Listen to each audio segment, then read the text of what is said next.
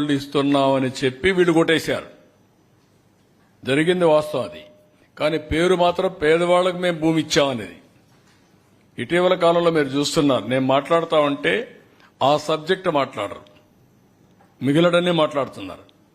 నేను ఒకటే అడుగుతున్నా, నేను మాట్లాడేదంతా కూడా సాక్ష్యాధారాలతో సహా ఉన్నా.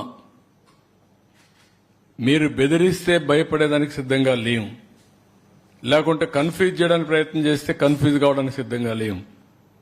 నేరాన్ని నేరంగానే చూస్తాం, నేరస్తులను నేరస్తులుగానే చూస్తాం, తప్పు చేసిన వాడిని పనిష్ చేస్తాం. అదే సమయంలో రాజకీయ వివక్షత ఉండదు.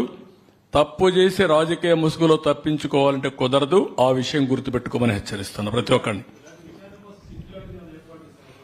డెఫినెట్ గా నేను అన్ని ఆలోచిస్తాను. ఇంకా డిస్కషన్ జరగనియండి, ప్రజలందరూ చర్చించండి, అసెంబ్లీలో కూడా చర్చిస్తాం. ఇవన్నీ వైట్ పేపర్స్